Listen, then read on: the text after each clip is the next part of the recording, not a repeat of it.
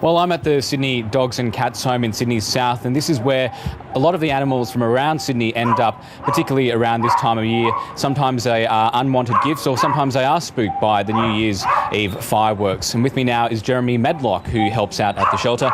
And Jeremy, what's the story behind this little one here? This little guy, who we've called Scrappy, came to us after walking the streets of Matraville. He was found.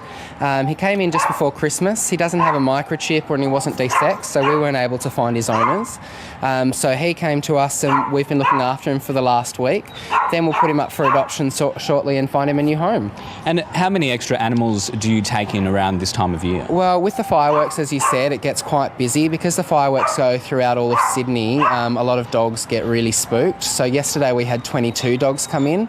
We've got more expected to arrive today, and we're hoping to be able to get them back to their original home. Also, at the moment, we're in the middle of kitten season, which means cats and stray cats are breeding. So we get a lot of kittens come in. Every day we can normally get a litter or two of kittens. So they can come into us in boxes or in laundry baskets, and we're just completely full up at the moment. And what are some of the reasons for people abandoning these pets? What happens at Christmas time? Well, a lot of the time people don't have their animal microchipped, or the microchip details are up to date. So if they get out just by a gate being left open or something like that, we can't get in touch with them. A lot of people as well don't know to come to us where the place where their animal ends up. Also over Christmas too, you see a lot of people go away, a lot of people get impulse presents, and they end up not really wanting to keep the animals. Or some people aren't really prepared for it. Yeah, a lot of people don't think about it and just think of it as an impulse purchase instead of the lifelong commitment. What kind of cost does this come to the shelter? Well, we look after all of the animals here. We pride ourselves on not placing a time limit on any adoptable animal, so we look after them the entire time they're with us. We get a fee for service from council for the first 7 or 14 days, but when you think about the fact that we can hold dogs up to 11, 12 months before they're adopted, that doesn't really cover much.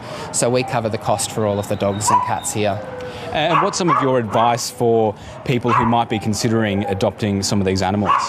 Well, I'd say the best thing to do is to jump on our website, which is sydneydogsandcatshome.org. We put up profiles and photos of all of the animals that we have up for adoption.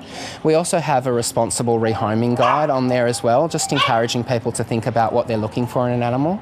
We see it as our duty of care to make sure all of our animals are rehomed responsibly.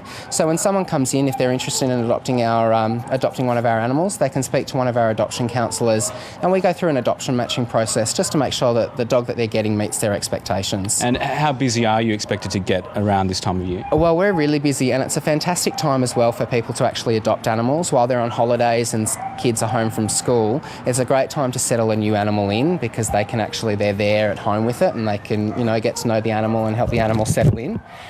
So we're really busy at the moment, but it's a fantastic reason to be busy to get so many adoptions. Okay, Jeremy Medlock from the Sydney Dogs and Cats Home, thanks for your time.